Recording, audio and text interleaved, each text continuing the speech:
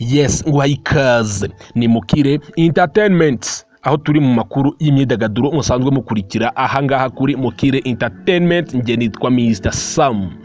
Uyu munsi rero ni inkuru iri kuvugwa mu itangazamakuru hano mu Rwanda, by'umwihariko mu gisata cy'imyidagaduro, aho uyu musore wacu umuhanzi twemera cyane uzwi nka Gabiro ari mu byishimo bikomeye cyane nyuma yuko atsinze urubanza yaregwagamo na sosiyete y'umuzika ya Evolve Music Group Limited. Yamwishyuzaga miliyoni 10,850 ivuga ko ariyo yamutanzeho mu bikorwa by'umuziki we ndetse n'imari shingiro yasabwaga.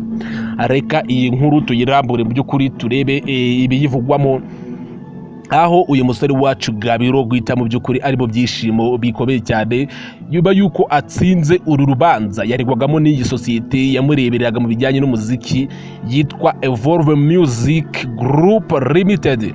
Yes, yitwa Mr Sam, ni Mukire Entertainment. Niba utarakora subscribe kandi subscribe, kore like kugira ngo n'andi makuru yose y'imyidagaduro ntajya gucika. Yes, yitwa Mr Sam. Reka iyi nkuru tuyirambure.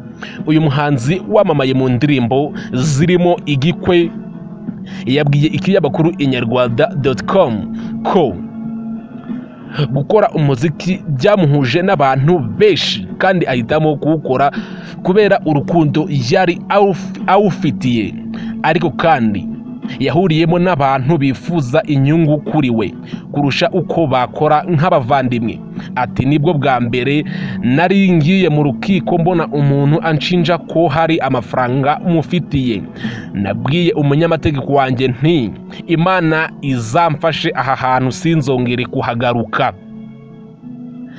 Yavuze ko uru rubanza rwamutesheje umutwe ahanini biturutse ku mafaranga yasabwaga, kandi byatumye atangira gutekereza ko imwe mu mitungo ye izafatirwa.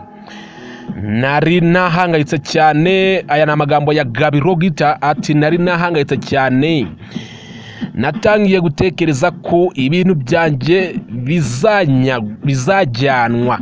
Gabiro yavuze ko kuri uyu wa 17 Ukwakira 2024 aribwo yizihiza isabukuru y'amavuko, bityo gutsinda urubanza ni ugutangira neza umwaka.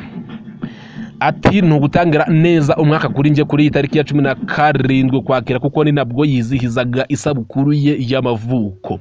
Umwanzuro w'urubanza wasomwe kuri uyu wa gatatu tariki ya 16 Ukwakira 2024.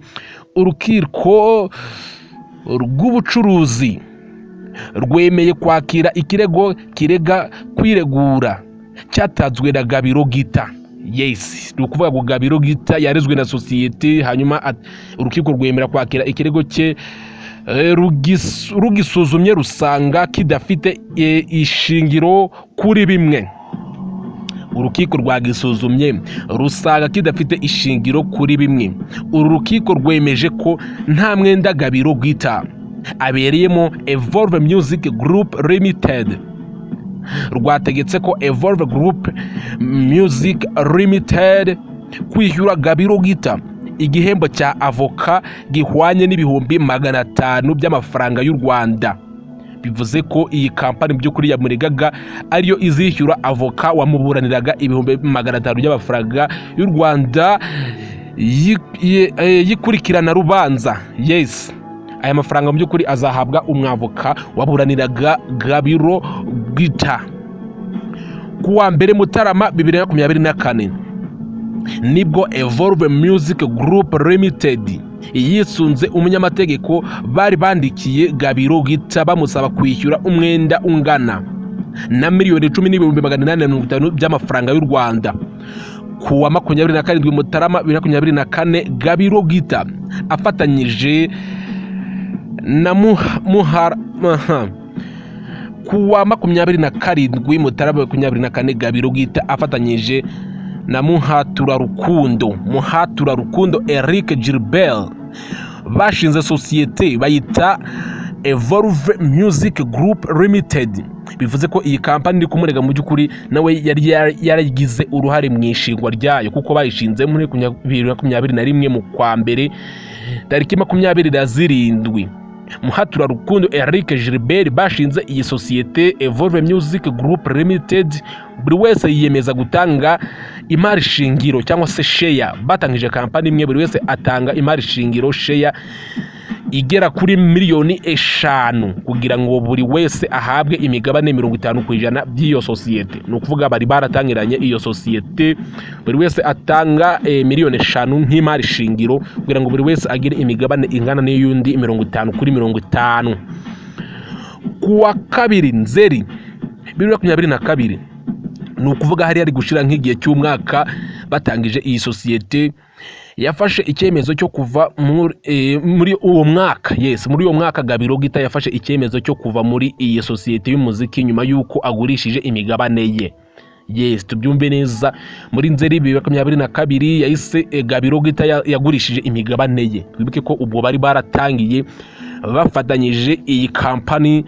Gabiro Gita agurishamo 50% byiwe.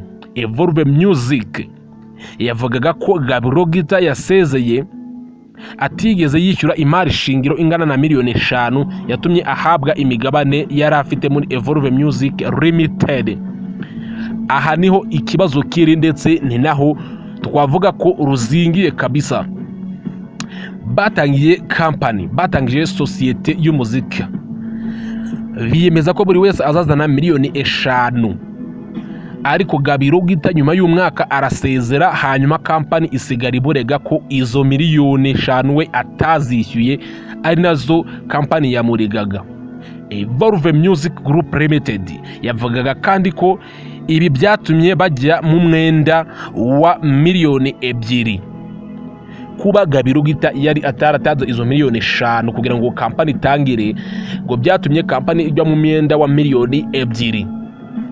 Murumva uko ikibazo kimeze mu by'ukuri. Ni abantu basa naho bari baratangiranye kampani, ariko umwe aza gusezera. Nyuma yo gusezera, undi asigaye amurega ko atishyuye amafaranga y'imari shingiro, bityo bajya mu rubanza. Ikirego kiratangira, ariko nk'uko twatangiye inkuru tubibabwira, iyi nkuru dukesha ikinyamakuru inyarwanda.com ivuga ko mu by'ukuri Gabiro Gita yarangije gutsinda uru rubanza, ndetse ko kampani Evolve Music Group Limited ariyo izishyura umwavoka wamuburaniraga. Aya niyo mu makuru, namwe mu makuru y'imyidagaduro ari kuvugwa hano mu Rwanda. Twifuje kubasangiza hano kuri Mukire Entertainment. Nitwa Mr. Sam, kanda subscribe, kole like kugira ngo n'andi video cyangwa se andi makuru yose y'imyidagaduro uzajya usanga hano kuri Mukire Entertainment buri munsi. Yadora tukwa updatinga. Ndabashimiye cyane.